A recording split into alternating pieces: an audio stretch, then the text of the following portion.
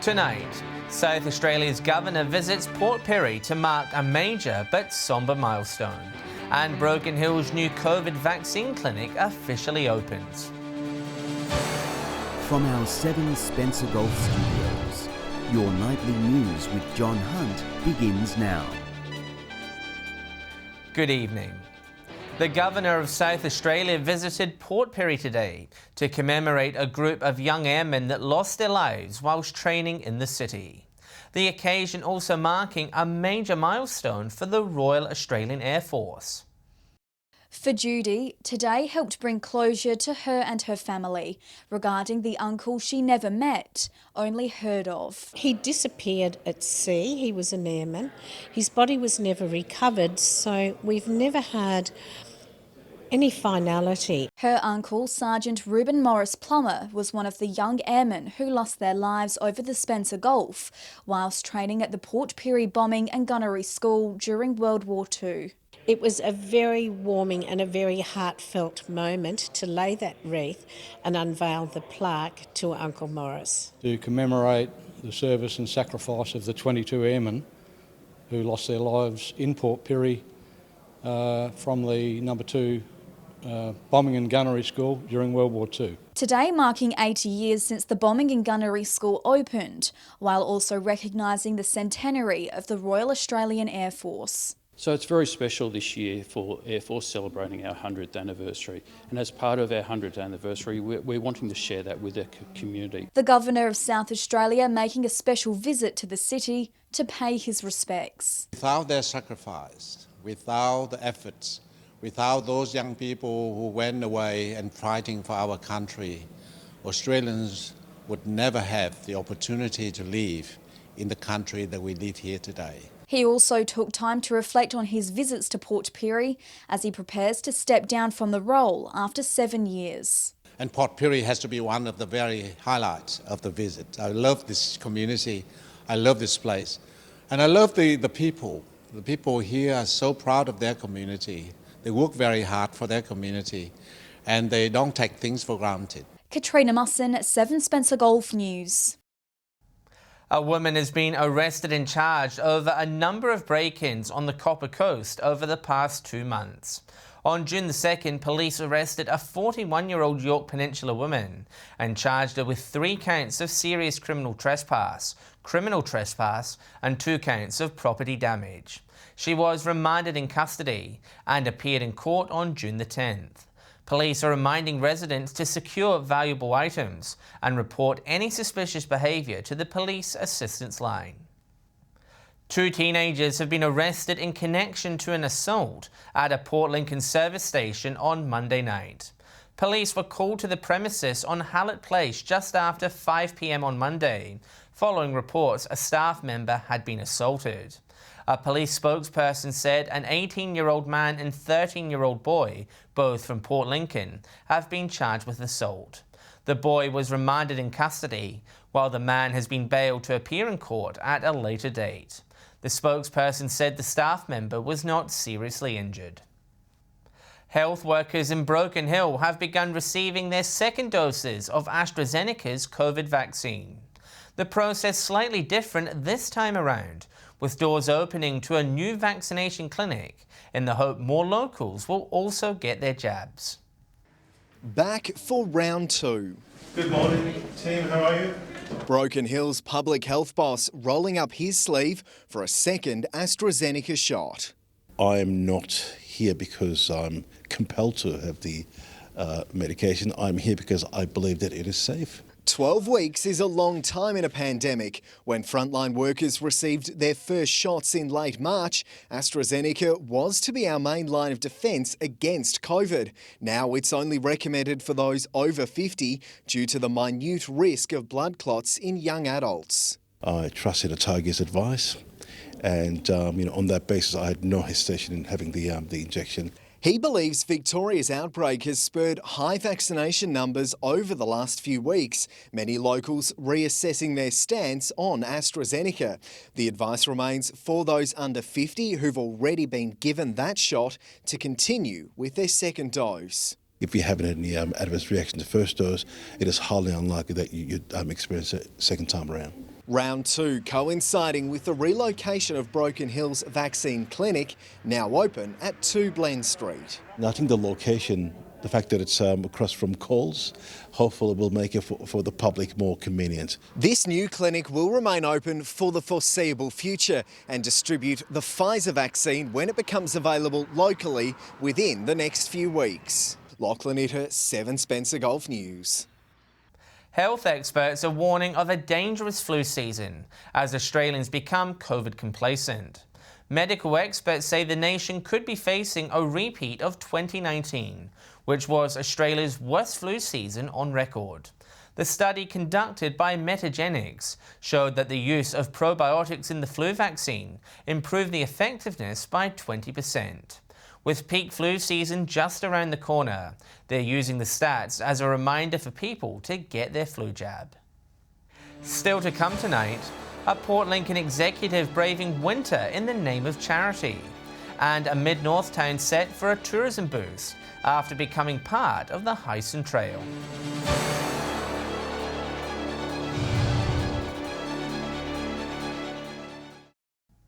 Welcome back.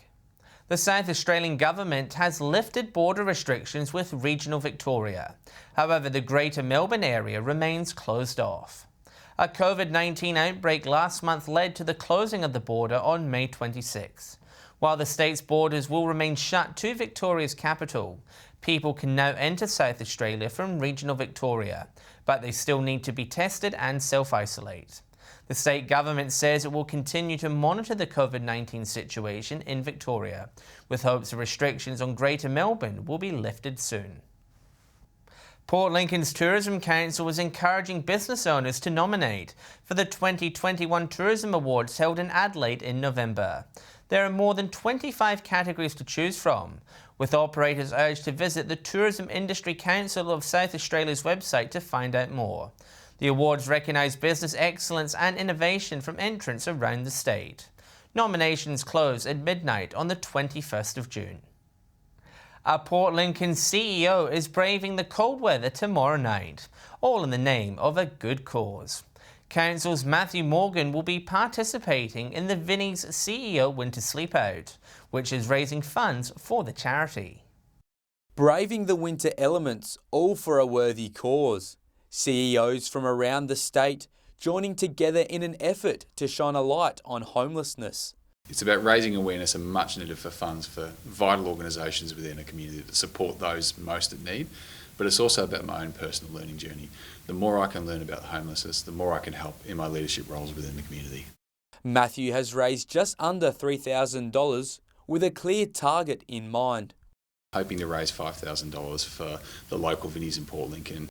The funds going towards those in need, as well as helping to keep Fred's van on the road. Naomi says they have seen an increase in people needing coats and blankets, as well as a warm meal. So they'll go towards the welfare, which is clothing people and bedding and furniture and things like that. And also we have a Fred's van in Port Lincoln that does meals. Port Lincoln Vinnies has around 45 volunteers, but are always on the search for an extra pair of hands. We can always use more volunteers, so anyone wanting to come down and help out would be hugely appreciated. Locals are being urged to donate second-hand winter garments, while doonas and pillows are also encouraged. So a lot of coats, blankets, we sort of go through a lot of, so warm blankets are really good, and yeah, winter clothing is always really handy. You can donate to the cause online. If people would like to support me through the Vinnies CEO Sleepout, head along to ceosleepout.org.au/fundraisers/Matthew Morgan. Dylan Smith, 7 Spencer Golf News.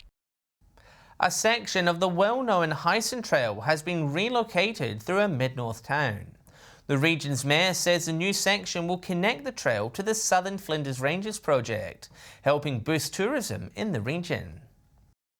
It's a path connecting a country town to one of South Australia's largest icons. It's really important to us, the Heisen Trail. It'll link us with the Southern Flinders Ranges National Park that's going to happen in 2023. Created 30 years ago, the Heisen Trail is a 1,200 kilometre track from Cape Jarvis to Parachilna, with more than 100 landholders allowing it to pass through. However, a small section near Crystal Brook needs to be relocated. So this was one of those areas that arises occasionally where a landholder no longer wishes the trail to go through their property. The region's mayor says it will help draw tourists to the region, boosting the local economy. You know, the whole basis of our Southern Flinders Ranges National Park is built on the backbone of the Heisen Trail and the drop-offs into the little towns around us. So, you know, we need to make that pathway as succinct as possible for people to just jump on it at any stage and walk it. The new part of the trail is open to the public, with keen walkers encouraged to check it out. It is completed. We had a team of volunteers come up earlier in June and put in all the new markers and posts, and so walkers now are able to follow those markers along the new aligned trail. Katrina Musson, 7 Spencer Golf News. Regional social workers converged in Whyalla today for a workshop helping them learn new skills and network with their peers. The regional tour organised by the body representing social workers, which is currently celebrating an important anniversary. It's a career that's helping many people in different ways. Social workers from across the region uniting in Whyalla in order to improve and build on their skills. It's about supporting social work, so supporting the members and then helping members support their clients. The workshop at the Uni SA campus is being held by the Australian Association of Social Workers. The organisation, celebrating its 75th anniversary this year by touring across regional South Australia and speaking with local professionals. I've had a kind of catch up with regional members because the ASW is really keen to engage people in the regions. Today's lecturer coming from Adelaide to teach members the legal aspects of their job. My background's lawyer and social worker, so I like to weave those two areas together in the workshop for the ASW today. It's a topic one local woman has taken a keen interest in, saying she's passionate about serving regional South Australians. We've got some really passionate regional social workers, and I think you're exposed to that more working in, with them working in the community, and that's something that I wanted to be able to continue to grow. Social workers work in hospitals, they work in prisons, they work in education, schools. There's so many agencies they work in. The regional tour wraps up next week in Port Lincoln. Mark Zita, 7 Spencer Golf News. Stay with us. A Whyalla landmark set for a much-needed coat of paint. And volunteers at the Broken Hill Hospital giving back to the local community.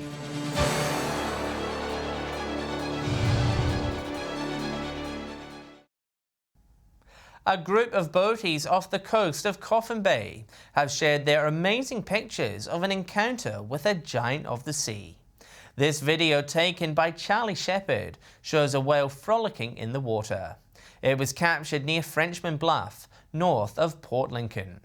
Whales frequent the area at this time of year, as they move to the cooler waters for their breeding season. A much-loved Whyalla landmark will be closed for most of tomorrow for a touch-up. Workers will undertake a high-pressure clean of the jetty's walkways. It will be closed from 7 o'clock in the morning until 5 o'clock in the afternoon. City Council says while the jetty will be closed off to the public for the day, people can still access the breakwater. The multi-million-dollar structure opened in September, winning rave reviews for its design. Meanwhile, the Point Lowly Lighthouse is about to have a new lease on life through a repainting project. $20,000 has been granted to the Whyalla City Council to revitalise the local landmark.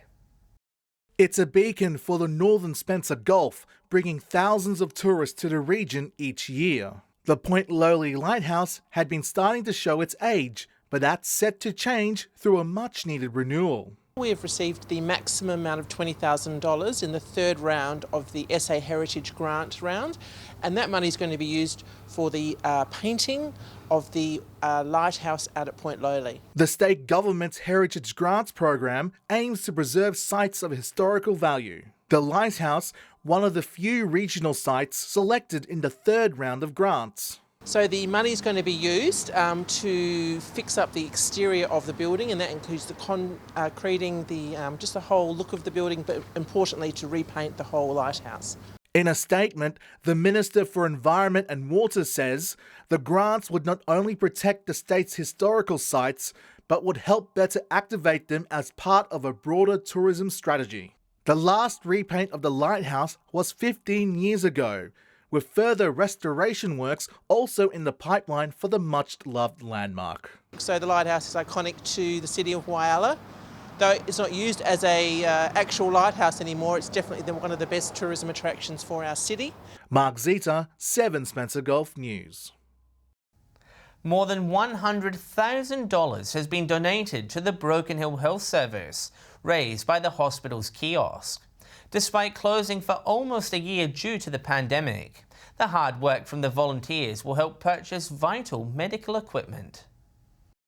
Turning cakes, salads and sandwiches into state-of-the-art medical equipment. A generous donation hoping to improve hospital stays. We're really pleased to be able to give the money any year, but in the last year, the kiosk was closed for a number of months. Proceeds from the hospital kiosk totalling more than $125,000 given to Broken Hill Health Service. An incredible achievement given the kiosk was closed for almost 12 months during the height of COVID last year. The staff absolutely love having them open. They couldn't wait to have all the food here. The money will go towards 39 new pieces of equipment, while that includes potentially life-saving items like an atmospheric crib for infants and 9 new monitoring devices.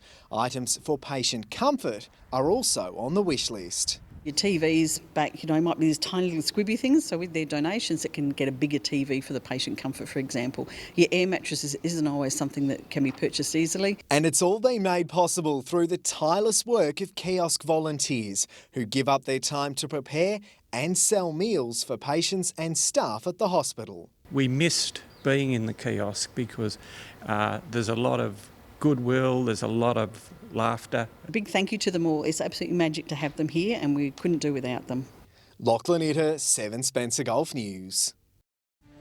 Stay with us after the break. We'll have all the action from the Broken Hill Netball Grand Final. And we'll have the weather details with Alex Sykes.